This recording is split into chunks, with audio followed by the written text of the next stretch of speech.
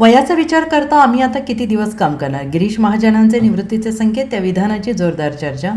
मंत्री गिरीश महाजन यांनी चाळीसगाव येथे केलेल्या एका वक्तव्याची राजकीय वर्तुळात जोरदार चर्चा सुरू झालेली आहे. आमदार मंगेश चव्हाण यांच्या विकास कामांचे कौतुक करताना त्यांनी केलेल्या विधानामुळे त्यांनी एक प्रकारे आपल्या राजकीय निवृत्तीचे संकेत दिल्याची चर्चा रंगू लागलेली आहे. चाळीसगाव शहरात विविध शासकीय कार्यालयांचे उद्घाटन तसेच विकास कामांचा शुभारंभ मंत्री गिरीश महाजन आणि मंत्री गुलाबराव पाटील यांच्या हस्ते पार पडला. या कार्यक्रमात दोन्ही मंत्र्यांनी आमदार मंगेश चव्हाण यांच्या कार्याचे तोंड भरून कौतुक केलं आणि यावेळी बोलताना मंत्री गिरीश महाजन यांनी म्हटलं आहे की सुरुवातीला भारतीय जनता पक्षाने मंगेश चव्हाण यांना उमेदवारी दिली. त्यांची फारशी ओळख नव्हती, अत्यंत कमी मताधिक्याने ते निवडून आले. मात्र निवडून आल्यानंतर त्यांनी ज्या पद्धतीने विकास कामांचा धडाका लावला ते पाहून आम्हालाही त्याचा हेवा वाटतो, असंही त्यांनी नमूद केलं आहे.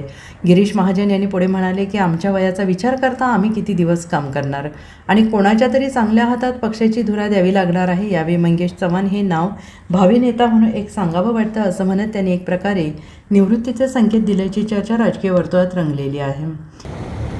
तर म्हणजे चाळीसगावच्या विकासाच्या प्रवासातील एक महत्त्वाचा आणि आनंदाचा क्षण आहे.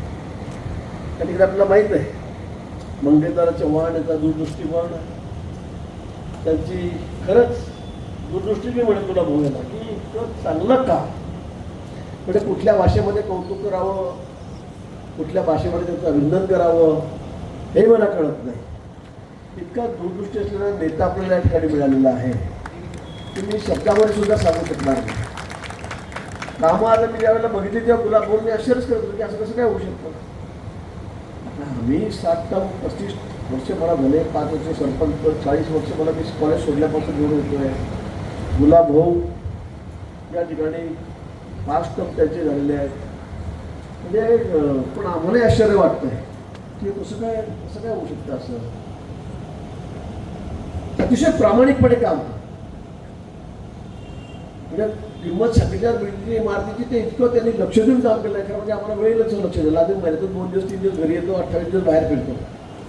पण त्यांचं कामाकडे बघण्याचा दृष्टिकोन, त्यांच्या क्वालिटी, त्या कामाचा दर्जा, त्यांनी निवडलेली सगळी त्यांची माणसं ही इतकी योग्य आहेत, इतकी उत्तम आहेत की खरं प्रत्येकाला हेवा वाटावा. मी तर म्हणतो, मी गुलाबरावला म्हटलं की महाराष्ट्रामध्ये सुद्धा असं कुठेही नसेल इतका दर्जेदार काम, महाराष्ट्रामध्ये सुद्धा कुठेही नसेल इतकं दर्जेदार काम तुम्ही या ठिकाणी केलेलं आहे. गुलाबभाऊ मला म्हटलं की चला आपण घर बांधलं तर आपल्या घरी सुद्धा असं राहणार तिथे रेस्ट हाऊस सारखं. इतकं क्वालिटी मेंटेन त्यांनी त्या ठिकाणी केली. कुठे तडजोड नाही.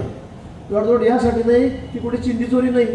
मला काय देतो, 10% देतो का 20% देतो का 5% देतो, त्या चिंधीचोऱ्या झाल्याच नाही ना. पूर्वीसारख्या चिंधीचोऱ्या नाहीच, बरोबर आहे की नाही. आणि म्हणून इतकं दर्जेदार काम होऊ शकतं. नाही तर पूर्वी भानगडी मारामाऱ्या फक्त काय, माझं काय, तू काही कर, आमचं काय, 10% मी सांगत नाही. पण अशा पद्धतीने माणूस ज्या वेळेला काम करतो तो माणूस थोडे दिवसच राजकारणामध्ये टिकतो, जास्त वर्ष टिकत नाही, जास्त दिवस टिकत नाही, मी तुम्हाला सांगतो. पण मंगेश दादा पहिल्यांदा 4000 मध्ये निवडून आले. मला त्यावेळेला तर खरंच होतं तर काय होतं काही शेवटमध्ये माझ्या निकालाकडे माझं लक्षात नव्हतं. मग ते मंगेशचं काय आणि मंगेशचं काय, शेवटी मग आपलं जमलं. 4000 मंगेश त्या ठिकाणी निवडून आला आणि मी सुट्टीचा श्वास सोडला. कारण खूप भानगडी करून मी तिकीट दिलेलं होतं, तुम्हाला माहिती, प्रेस्टिज करून तिकीट दिलेलं होतं. मंगेशला तिकीट द्यायचं कारण राजकारणामध्ये कसं की फार मंगेशचं ते असं काम नव्हतं. असायचा त्या तेव्हाचे खासदार आमदाराबरोबर तो फिरायचा, त्याचा मित्र होता. पण तसं की फार जुना कार्यकर्ता म्हणून मंगेश नव्हता. पण बाई प्रयोग केला, त्याला तिकीट दिलं आणि मंगेश पहिल्यांदा दादा आपला 4000 मतांनी निवडून आला. पण 5 वर्षात त्याने अशी वोट बांधली, असं काम केलं की पुढच्या वेळी म्हणजे सगळ्यांनाच त्यांनी मागे टाकलं. जिल्ह्यामध्ये 86,000 मतांनी मंगेश दादा निवडून आला. आणि तर एवढ्या थांबायचं नाही आहे. तुम्हाला आमचंही रेकॉर्ड मोडायचं आहे. 7 टर्मचं रेकॉर्ड मोडायचं आहे आणि ते मोडतील एक थोडं. मला शंका आहे का, तुम्ही या ठिकाणी सांगितलं 15 वर्ष, मी म्हटलं गेलं काम करून टाकलं, दादाचं कामच पटवलं तुम्ही म्हटलं 15 वर्ष. आणि हे आपल्या कृतीतून होतं, आपल्या वागण्यातून होतं. नुसत्या इमारती बांधून होत नाही आहे. खूप चांगल्या इमारती बांधल्या, सुंदर इमारती बांधल्या, खूप चांगलं काम झालं. नुसत्या इमारतीमुळे माणूस दुसऱ्याला निवडून येणार नाही, तिसऱ्यांदा येणार नाही, चौथ्यांदा येणार नाही. पण लोकांची बांधिलकी, कार्यकर्त्यांची बांधिलकी. गुलाब भाऊने खरं सांगितलं की त्याच्याकडे सोन्यासारखी कार्यकर्ते आहेत, त्याला काय वाटव आहे. मी मतदारसंघामध्ये शेवटच्या शहरामध्ये पाय ठेवत नाही. विचारा कोणाला, गुलाब भाऊने विचारा, मंगेशदारला विचारा. जातो मी राज्यभर फिरतो, मी फक्त फॉर्म भरल्या दिवस जातो आणि मतदानाच्या दिवशी जातो. सकाळी मी मतदानाच्या दिवशी आपल्या दिवशी संध्याकाळी 6 वाजता उतरलो हेलिकॉप्टरने, लगेच ठिकाणी घेतली, परत मुक्ताईनगरकडे गेलो. मुक्ताईनगरकडे गेलो होतो मी प्रचाराला. माझ्या मतदारसंघात सकाळी मतदानाच्या वेळेला मी आलो. एवढा विश्वास कार्यकर्त्यावर असावा लागतो आणि तेवढा त्यांच्याही नेत्यावर असावा लागतो. आणि म्हणून त्यांच्या भरोश्यावर आमच्यासारखे नेते आम्ही तर मतदारसंघात पाय ठेवत नाही. पण कुणाच्या भरोश्यावर? प्रत्येक कार्यकर्त्यांच्या भरोश्यावर, तुमच्या भरोश्यावर. आणि म्हणून गुलाब भाऊ सांगितलं खरं आहे की सोन्यासारखे कार्यकर्ते आमच्याकडे. आणि म्हणून आमच्यासारखे साधारण माणसं, मास्तरांची मुलं गुलाब भाऊकडे काय होतं, माझे गुलाब भाऊने सांगितलं 10,000 मतं, माझ्याकडे 3,000 मतं पण नाही समाजाची. पण लोक देतात निवडून. माझी बायको 7 वेळा 8 वेळा निवडून आलेली आहे, 4 वेळा जिल्हा परिषद सदस्य आहे, 4 वेळा नगराध्यक्ष झालेली आहे, 8 वेळा तिला निवडून दिलेलं आहे. हे कसं होतं? तर जीवाला जीव द्यावा लागतो. असं नाही होत साधं. रस्ते केले, इमारती बांधल्या, झाला तर मग भाऊ भेटत नाही, तिकडे चालले तिकडे झाले.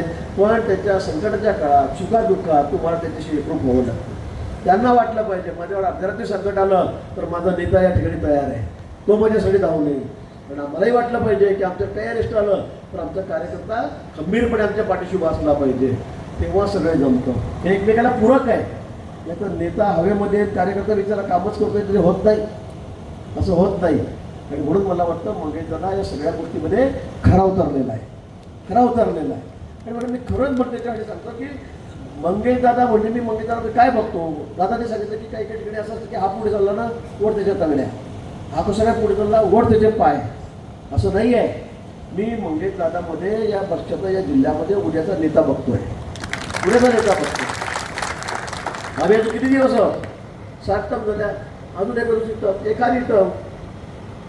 आता वय मी सांगत नाही तर गुलाब भाऊ परत टिप्पणी करतील की मी मोठा ऐकायला आलोय म्हणून. पण कुठे कुठेतरी आपण थांबलं पाहिजे, आपल्यालाही वाटलं पाहिजे. त्याचं सगळं मजनामध्ये जाईपर्यंत आपण नाही मीच काय मीच कशासाठी मीच शेवटपर्यंत उठात नाही, बसत नाही, चालत नाही तरी मीच बंद करा. हे नाही चालणार असं.